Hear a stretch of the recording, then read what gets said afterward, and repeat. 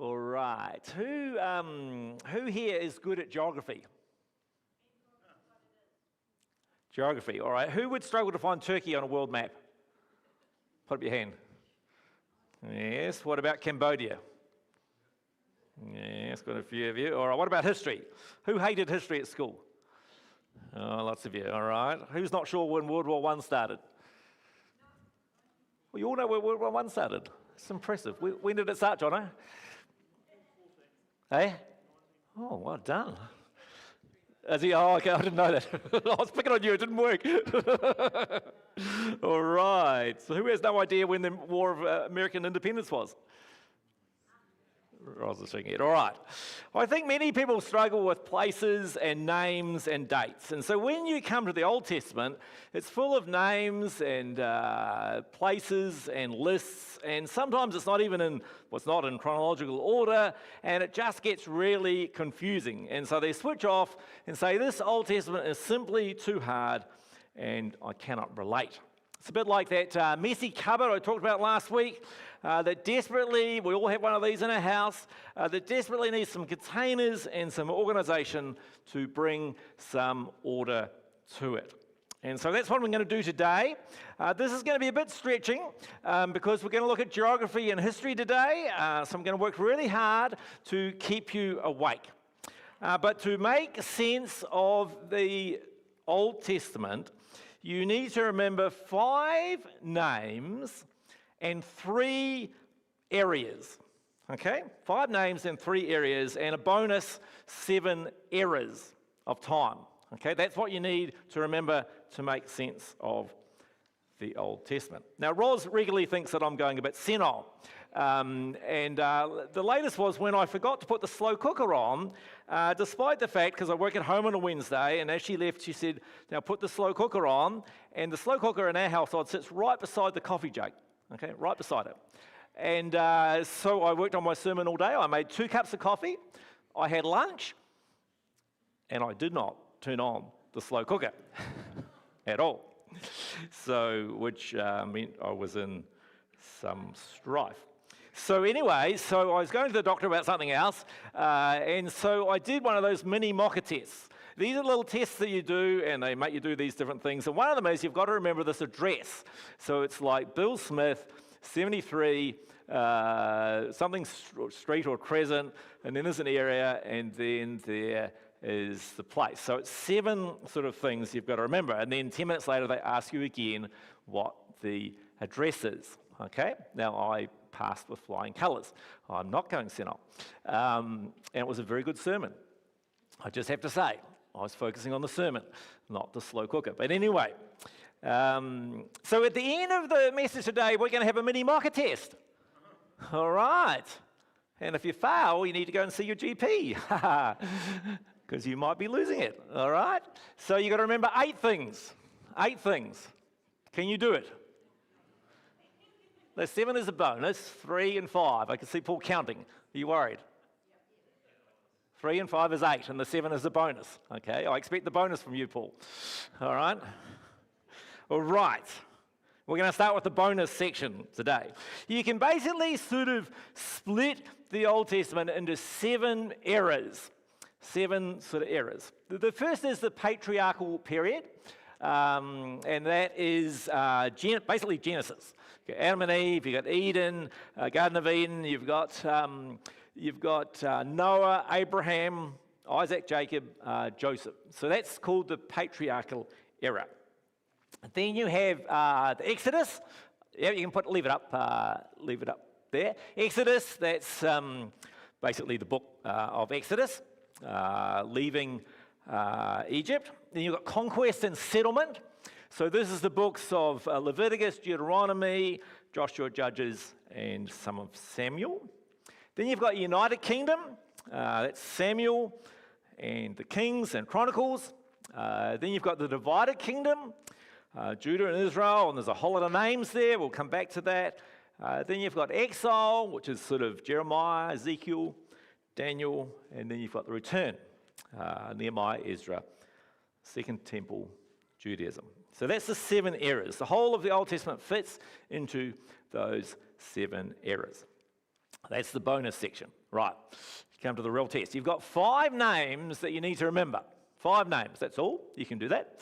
Repeat after me. Adam, Noah, Abram, Moses, and David. All right? Adam, Noah, Abram, Moses, David. In that order. Got that? All right. Adam, we're going to talk more about Adam in some of the later messages. We don't know when this is dated. This is prehistory, as it were. And there are some significant challenges with Genesis 1 to 11. Some scholars would say this is a theological story. It's not literal history, but a story designed to communicate key theological truths. The problem also with Genesis 1 to 11 is that we sort of know that humans evolved from other sort of humanoid type creatures. And so there's a challenge with this whole sort of time frame. The early Christians and the Jews believed that from Genesis, they could date the Garden of Eden and Adam and Eve. The Jews put a date on it, 376-1 BC. 16th century scholar, Bishop Ussher, what was his name? Bishop James Ussher. He put a date on creation of October the 23rd, 4004 BC. Whose birthday is October the 23rd? There we are, you're born on creation. There we are.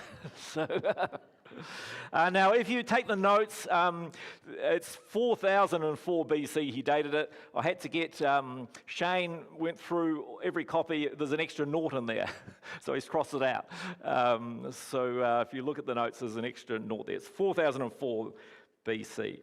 And that's because these guys didn't have a good understanding of how ancient genealogies worked. What they saw is this is a literal record of every generation. But ancient genealogies didn't work like that.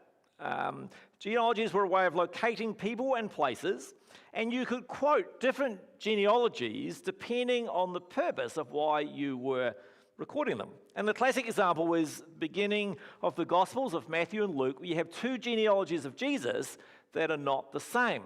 Now, they're taking the genealogy from a common pool of names, but they're choosing different names to emphasize different things. In ancient genealogies, it was quite acceptable to say so-and-so begat so-and-so and miss out a whole lot of names in between because they weren't very important. They didn't do anything useful, and so you could just skip multiple generations. And then also the writers in genealogies use numbers in a really sort of different way than we would use numbers. So Matthew, he quotes his genealogy in 3 sets of 7, 7 being a perfect number in Jewish culture. Luke had 2 groups of 21, also a multiple of 7. In Genesis, when we get to genealogies, they're quoted often in groups of 10 representing a long period of time. So 10 generations from Adam to Noah, representing huge amount of time. Noah to Abraham, 10, huge length of time. And if you read Genesis 2, you notice that people seem to live for a really long time. They lived in 900 and something years, and you think, wow, how did that happen? But again, the ancients used numbers in a different way. They were using numbers to represent things. Now, we're not entirely sure, scholars are not sure quite how these ages, what they represented, but it's more than likely that they had a symbolic rather than a literal value. So now we know that we can't read Genesis as a way to somehow calculate dates. Of course, the old scholars had no idea of that, and so they didn't understand that. So we have to see that there's some stuff being communicated, not all that we're entirely clear on in these genealogies and these numbers. But what is clear is that their main point was to emphasize key people and key themes. All right, so we have Adam. Who's the second on our list? Noah. Now again, this is in the realm of sort of prehistory, not dateable. Except there's a long time between Adam and Noah. So when we get to Abraham, we get to the era where we can date history. Abraham is considered the father of the Jews because the Jewish nation are from his descendants. Around 2000 BC, Terah left the city of Ur to start towards Canaan. And so I'm going to segue now to the 3 locations that you need to remember. Remember I said there are 5 names, 3 locations. All right, can you read that? No, that's very bad. Okay, wrong color. That's going to be tricky. You're going to have to now remember Mesopotamia, Israel, and Egypt. Say after me, Mesopotamia, Israel, Egypt. Paul, what are the 3 areas? No, just Paul. I'm testing Paul. Checking he's awake. He's had a big weekend. All right, Mesopotamia, Israel, and Egypt. Those are the 3 areas that you need to remember. Now I'll put up a map. A map. Can you read that? Yes. So here, this is my map. This is a Harrington special, all right, to help you. Mesopotamia, Israel, and Egypt. And these 3 areas are called the Fertile Crescent. Why? Because they're sort of shaped like a crescent. Make sense? Yes, so it's called the Fertile Crescent. Those are the 3 areas that you need to remember. Now, Mesopotamia, the name means the land between the rivers. So I've drawn a little river there. There's the land between the 2 rivers, the Tigris and the, what is the other one?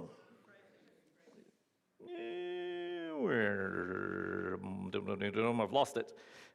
You're right, Euphrates, that's right. And this is where we find Sumer down the bottom there. Sumer is considered the cradle, or one of the cradles of civilization.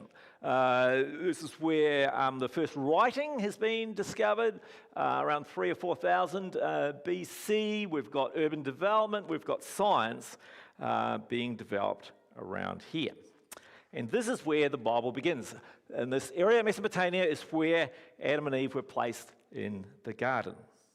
Mesopotamia is also the setting for the flood of Noah.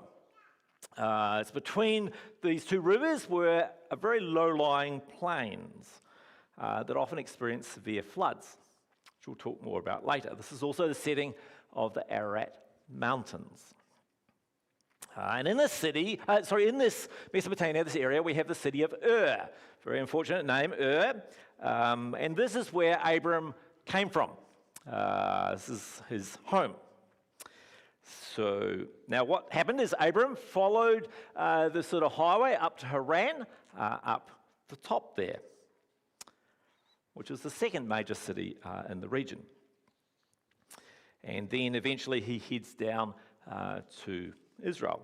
Now, Abraham and Sarah, very late in life, had a bit of a miracle baby, and Isaac. Isaac had Jacob, got renamed Israel, and then Jacob had 12 sons. So now we have a household of about 70. So Canaan is the land that becomes Israel, and then later known as Palestine. Now, the significance of Canaan is not that it had great resources or was a particularly special place, but Israel, or Canaan, was the only land bridge between the 2 major empires of the ancient world, in Mesopotamia and Egypt. They were the 2 major superpowers, and Canaan was the only land bridge between these 2 areas. The good news in that was that Canaan then got the latest technology, latest goods. They all traveled through Canaan. The bad news was that the 2 superpowers thought that Israel or Canaan was a bit of a sort of buffer zone. So they're always being caught in the middle. We'll just take over that place as a bit of a buffer zone between that other big sort of empire. So they were squashed in the middle between these 2. Now we read of Abram spending most of his life in Canaan as a pastoral nomad. And these pastoral nomads would follow a seasonal route because they had huge flocks, and they'd follow this route up and down the country, depending on the season, to get their pasture. Most common cities named there: Shechem, Jerusalem, Hebron, and Beersheba. And you sort of see they form a sort of line down. It was like the national highway went down the middle, down that line. Later, as a nation of Israel, this is like the backbone of the country. And the third area that we see on the map is the area of Egypt. This is the story where we get the story of Joseph and his multicolored coat from. Joseph's 4th generation from Abraham. He's the spoilt son of Jacob. He's given a special coat by his father to show he's the favourite. So his brothers sell him into slavery in Egypt. Happens at Dothan, which is just on the edge of this national highway and is a trading route. So slave traders were coming through there and they sell him. He gets hauled off to Egypt. He's a slave to Potiphar. Then he ends up in prison. And then dramatically, he becomes the prime minister of all of Egypt. So I've just read it in my quiet time. It's an incredible story of the sovereignty of God at work. And the final climax of the story is that Jacob, who's a very old man by this stage, is told that his beloved son is still alive and that he can see him. So after years of grieving for his favourite son, the whole extended household goes down from Israel down to Egypt to be with Joseph. And they settled there in the region, the pastoral region of Goshen. Now, they found evidence in Goshen, archaeological evidence of Jewish settlements in this area of Goshen. And that's where the Israelites settled. They were there for 400 years before a new Pharaoh came along. And because the Israelites had, or the Jews had grown so many in numbers, he felt really threatened by this. So eventually he starts killing the oldest male or the male children. And God raises up Moses to be their leader and take them out of slavery. Now, the quickest way out of Egypt was the same way down that line there that Joseph had been brought, down that national highway. But that was highly fortified, and so they couldn't do that. The second fastest way out would have been down the eastern flank, that's the right-hand flank of Egypt. But again, that was highly fortified by towers and canals and all kinds of stuff. So Moses had to take the people round the bottom, circumventing those fortifications and through the Red Sea. The Red Sea is really the Reed Sea, which is this sort of swampy marshlands, and that's where he takes them. And then he basically heads into no man's land there in the middle. And after 3 months, they reach Mount Sinai. And Mount Sinai is where, in a sense, the Jews become a people of God. There's a covenant, which we'll be looking at next week. There's covenants, there's laws, and in a sense, the people are dedicated to God. Exodus, Leviticus, Numbers, all happens around this area. And then the people began to head north up to Israel. But because the people continually disobeyed God, a whole generation ended up wandering in the desert. So eventually, God allows them up into the promised land. Moses hands over to Joshua, they cross over the Jordan, and they spend the next 200 years trying to secure this piece of land. They're a tribal federation. That is, their primary identity was tribes, but there were 12 of them, and the tribes sort of cooperated together. But because it was such a struggle in the land, they decided they needed a king, someone that would sort of unite them all together, have a centralized sort of figure. And so Samuel appoints their first king, doesn't go well. That's Saul, so he appoints their second king, David, who's a man described as a man after God's own heart. Not perfect, we know that by any means, but a man after God's heart. David secures the region, and there's a time of peace. It's a united kingdom. He hands over to Solomon. The nation of Israel is at its high point at this point. It's peace, security, there's prosperity. But it doesn't last long because there's rivalry between the 12 tribes, between the tribes in the north and the tribes in the south, and they have a big civil war. And in 931 BC, the kingdom is divided into two. Now at this point, it gets really confusing because the northern bit was called Israel and the southern bit was called Judah. Jerusalem, which was where the temple was in the southern bit. So it means that the ones in the north had no access to the temple, and so they sort of developed a bit of a hybrid religion. And it's confusing because the writers in the Old Testament sometimes talk about Israel being the northern bit, and sometimes Israel meaning the whole country. And this is a bit where you get to kings, and there's all these incredible names that you can't pronounce, and the story's really confusing because it jumps from Judah to Israel and then back again, and it's quite messy and confusing.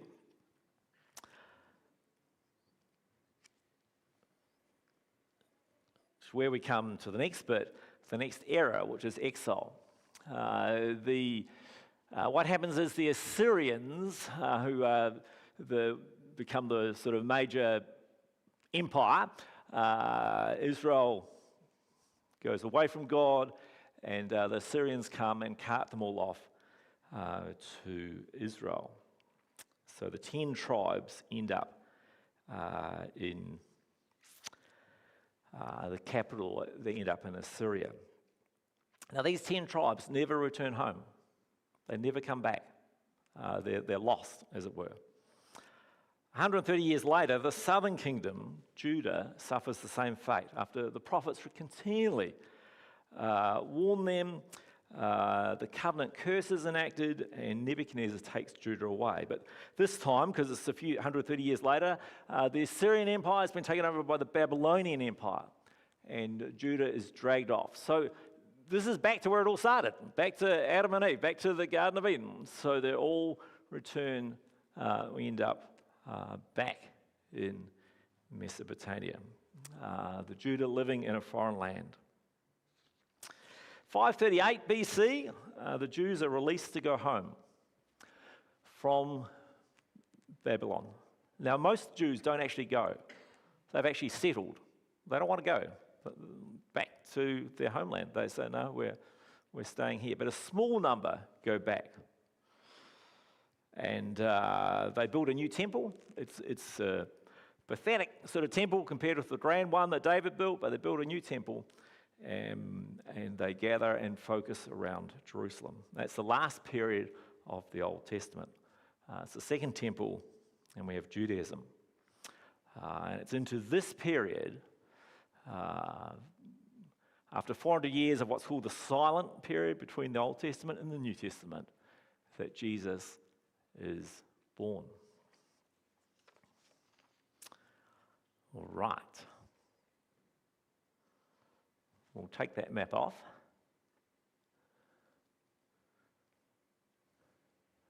Yep. All right. So we have 5 key figures. Who are they? Not Abraham. Who said Abraham? We start with who? Adam? Noah? All right. We have 3 areas. Right.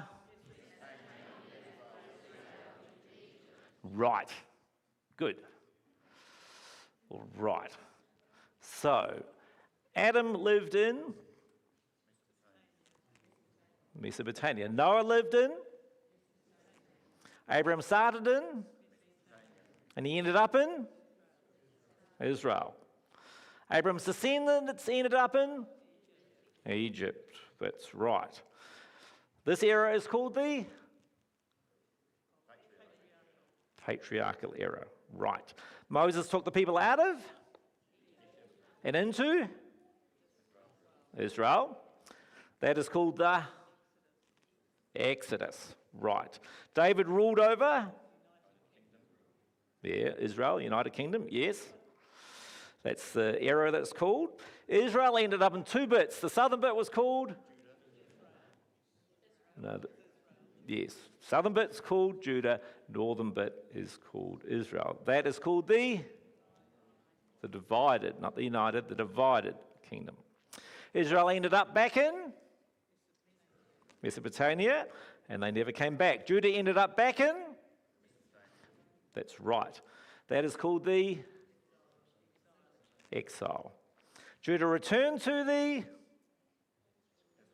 Israel, and that's called the return. Yep, the second temple and Judaism. Right. The doctor might not have too many patients. That's good. This is real people in real time. Key shelves on which to understand the Old Testament. Now, some of you are thinking, this is really boring. Keith's normally quite practical, and this is totally unpractical. I don't like this at all. This is the worst sermon he's ever preached.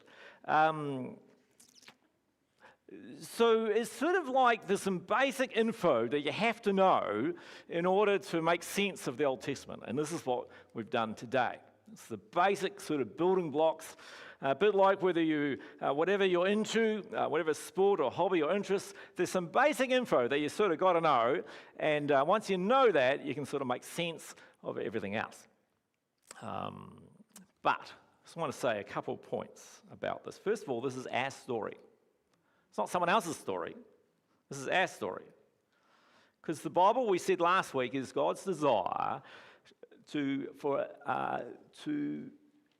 rescue his people. A redemptive plan for his people to experience his presence in a place. We are part of the story. This is where we are from. I have a book at home about the Harrington family history. It's really interesting.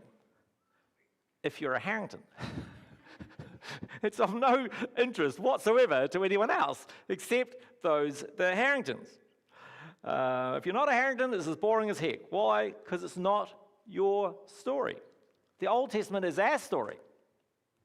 Our primary identity is not being a Harrington or an Elder or a Conway, whoever. All our families are deeply flawed. We spend much of our lives trying to figure out how to undo some of the stuff from our families. But Jesus said our primary identity, our primary loyalty now is actually as followers of Jesus. Our primary loyalty is to the family of God. Now, God's family obviously is not perfect either. We know that. But he is perfect. And his family will be perfected. So the Old Testament is the beginnings of our story, our family. And the second thing I'd say about this incredibly, hopefully not too boring, but potentially boring sermon, is that God often can seem a long way away, can seem abstract. The Old Testament tells us that God interacts with real time and real places and real people.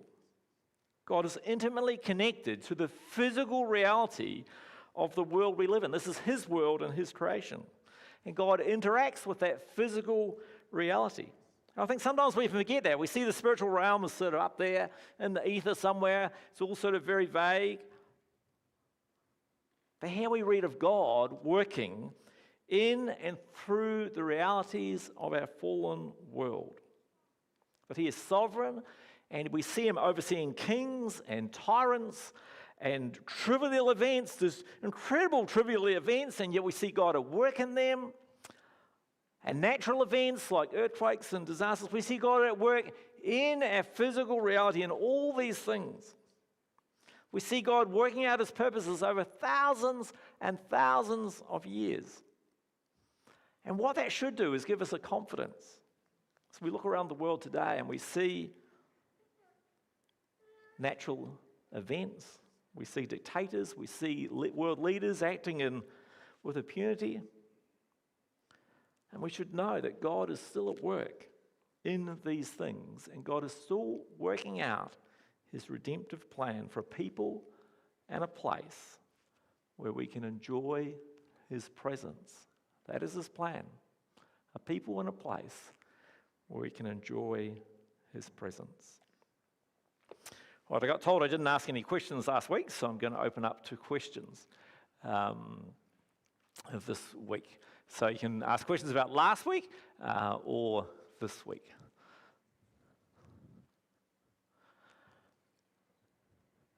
My question is, will you remember to put the slow cooker on next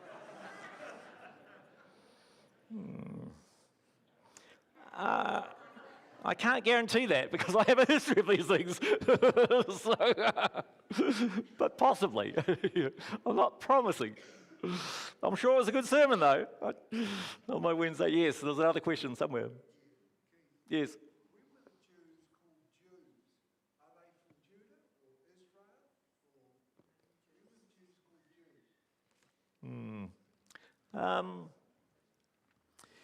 Can't answer that question. I'll have to do some research on that. I mean, in a sense, the Exodus and at Mount Sinai is the beginning of the forming of the nation of Israel. It's the formation of them as a nation as opposed to just this extended family. So in terms of being a people of God, it starts at Mount Sinai. I can't tell you that. And there's some trickiness in that, in a sense that, depending what you mean by the word Jews, in terms of, is it a ethnic line? And I said, the 10 of the tribes in the northern thing have been lost. So in a sense, they've become absorbed into other ethnic lines. I'll make a note and do some research. I don't know the answer to that.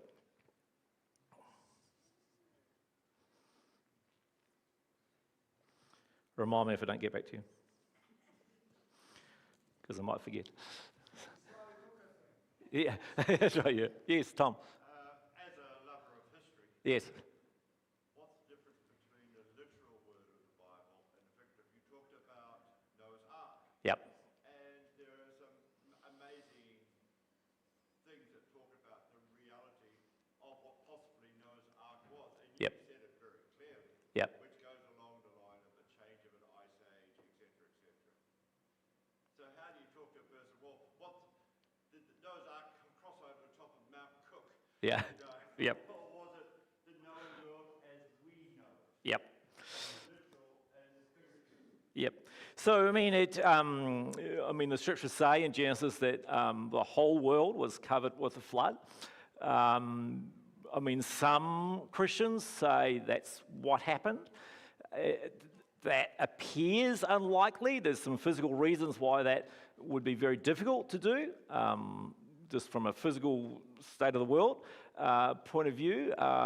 More likely that it was the known world of the time. So when the writer wrote that and said the whole world was flooded, well, the whole world that he knew of was flooded. There are a lot of ancient mythologies from different cultures that talk about some kind of big flood. So across multiple different people groups.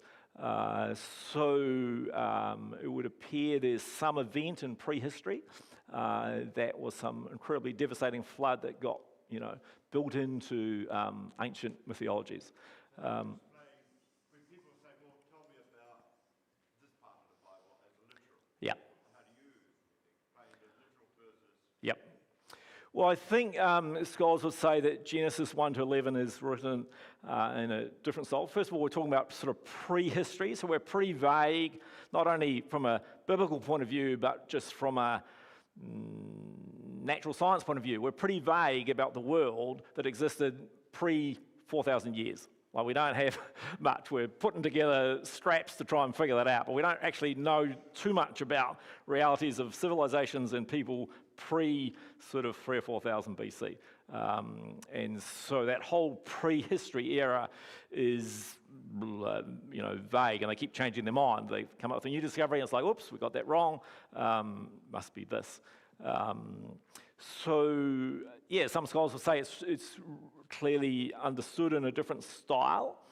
You have to explain things like genealogies that we read them from a Western point of view, and it says so-and-so had so-and-so had so-and-so.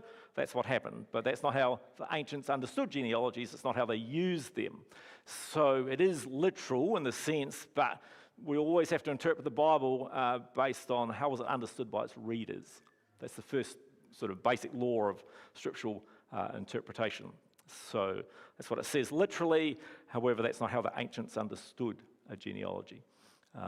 They saw it as just a marker in time where we pick out the key people. And but it's a good question. I don't think when people say take the Bible literally, you have to be really careful about that, because we don't actually take the Bible literally because it's different genres. We don't take Psalms literally. If you did, you run into all kinds of problems. They're poetic writings expressing a heart, and so we have to read them understanding the genre they are. You can't take poetry literally because it has metaphors and it has all kinds of poetic devices, hyperbole and whatnot. We understand that when we read a piece of poetry, that we don't read it literally. We read it based on the genre that it is. So the first thing is, in terms of understanding the Bible, is what genre are we talking about? Yeah. Yep, sorry. Yep. Just one thing I discovered that was quite interesting in relation to that initial question about the flood. Yep. Apparently, there's something like 10 times the amount of water stored underneath the crust of the earth Yep. than what exists above it. Yep. So my perspective on whether we take the Bible literally or not has always been that we take it seriously. And like you say, there's plenty of poetry, there's plenty of analogy. Yep. God doesn't have wings because it says, Yep. like a hen, I gather you under my wings. Yep. However, I kind of lean more in the direction of taking things seriously. Yep. Yep. Yep. So, look, there's a tension there in terms of the interpretation of that early part of Genesis. And, I'm just going to acknowledge there is a tension there in terms of different scholars have different views on, was it a literal flood? Did it cover the whole earth? What did it cover? You can make a case for either. You need to come to your own conclusion on that. Yeah. However, I'm saying this is real people, real places, so something happened. So yeah, quite what happened and how big it was, not sure, but something happened. Yeah.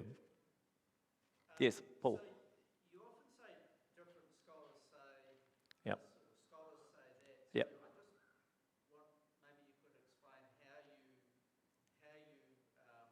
evaluate the scholars, how you decide Yep. which set, because they all say different stuff, right? So how do you decide where you go with that? It's a good question. I think that you multiple ways to answer this. I think, first of all, when I say that, we're not talking about the core of Christianity or the gospel. So scholars are not debating the core truths of the Bible. If they are, then they're moving into the realm of cult or sect. So those core theologies, absolutely certain on. In terms of answering a question, how do you evaluate when there are different views on some issues, like, say, the flood?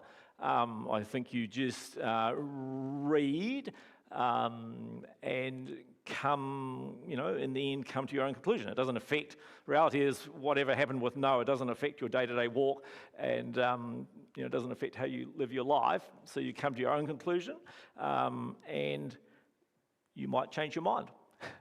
My theology has changed over 30 years. So what on some of those maybe more controversial more contentious sort of issues, my theology over the years has changed. And that's okay. Because of reading, more understanding, maybe more scholars. Well, maybe I've just read more widely. I've just, maybe matured. I don't know. It's come, to a different conclusion. My encouragement is to read widely and not in the end to let it bother you in terms of your faith. I always have, I always have 3 or 4 things that are at any one time in the I don't know basket. Okay? So at the moment, and I'm not going to tell you what they are, but I always have some things in the I'm not sure basket that sit over here. So generally, I don't preach on those things when I'm in the I'm not sure basket. I didn't preach on Revelation for the first 15 years of ministry because it was in the I'm not sure basket. I don't know. I can't articulate. I'm confused. Then I came to a point where I think I've got some clarity. I've settled in my spirit how to, deal with Revelation. Now, not everyone agrees with that interpretation, but I've come to a point of conclusion and I feel free to preach on it. I think we should hold some stuff in tension and say, this is one of those areas that Christians maybe don't agree on, and so I'll just hold it in tension and I'll recognize. But what we tend to do is we always tend to read the stuff that supports the viewpoint that we hold, rather than actually read, some different viewpoints and say, oh, some people think that. But please, again, don't, when I say, oh, some scholars say this or that, don't let that bother you because it's never on core issues. But I think I'd be being untruthful if I didn't acknowledge the fact there's some differences on these things. So I try and be upfront and say, because I could state confidently this view, and then you think, well, that's what Keith said, so it must be right, and then you read something else, the contrary, and you say, hang on a moment, I'm confused now, because Keith said it, and it seemed like he just said it authoritatively, and now I've read a different view. Now I'm not sure. So I always try and be upfront and say, well, actually, there's some differences here, and we just need to recognise that. So I try and be upfront and say that. Yeah, does that make sense? Yep. I'm happy to point you to some different sources that grapple with some of this, particularly the early Genesis stuff. There's some great resources that. Reason to Believe is a website that's got some great articles. It's coming from a different viewpoint, but grappling with historical, scientific discoveries and the Bible and how to integrate those. So Reason to Believe is one. There's another one which I can't remember. Yep.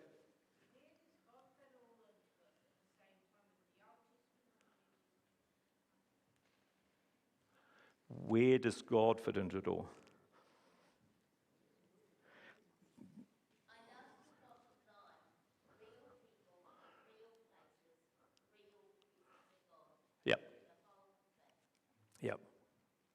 Yep. Teresa, God is overseeing the whole thing. That's sort of my point, is that God is orchestrating and overseeing this whole thing from beginning of Genesis to the very end to the New Jerusalem. This is God's story of how he's interacting with our world. Yes?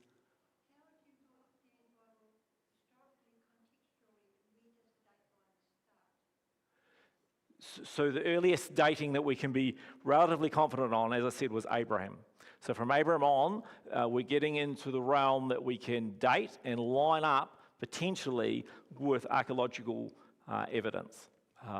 Now, there are still some problems from Abraham on in terms of some of the archaeological evidence and the dates, but Abraham is the first dateable sort of, we know that Ur, for years, if we go back to that map with Ur, for years and years, scholars said, oh, there's no such place as Ur, it's made up. Who would call the place Ur? Until they discovered Ur.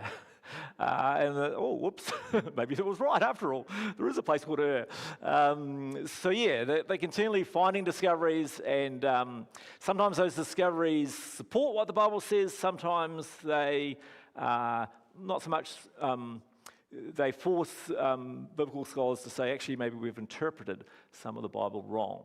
But generally, the archaeological discoveries are supportive of what we read. So Ur, for years, they said no such place, until they discovered such place. But, places don't, after 3,000 or 4,000 years, there's not much left of places, so it's all a bit vague, they've discovered Ur. Yes? If someone was like new to read the Bible, Yep. where would you recommend they start with the Old Testament, and how would you kind of recommend they read that? Ooh, that's a good question. Worship team, come to the front while I think about this question. Read Genesis. Genesis, it's a great story. Joseph, it's 10 chapters or whatever. It's a great story. So it's easy to read stories, So definitely start with Genesis and Exodus. I'd probably get them to skip Leviticus and some of that. You get into Kings, great stories of really interesting stories. So I'll probably jump to Kings. Otherwise, if they're not dipped into the Bible at all, Psalms is a great place to start, or Proverbs. Proverbs, because I used to love Proverbs as a young guy, because it's so practical. It's real, really you can relate to it, So Proverbs or Psalms, because Psalms are heart sort of stuff. That's an easy way to dip into it. If you want to get serious, you've got to probably read Genesis and Exodus.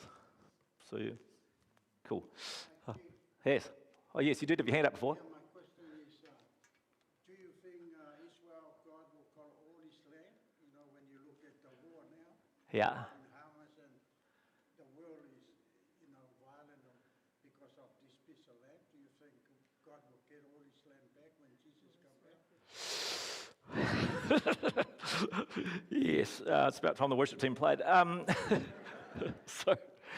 Highly contentious issue. I mean, Israel's been in the news a lot. Highly contentious issue. Christians have passionate views on the role of Israel in terms of end times. So very contentious issue. Ask me that question at the end of the series again. But just to say that is a point that Christians, unfortunately, are actually really divided over. And look, you can make arguments either way around the role of Israel as the nation today and whether it is part of end-time theology or not.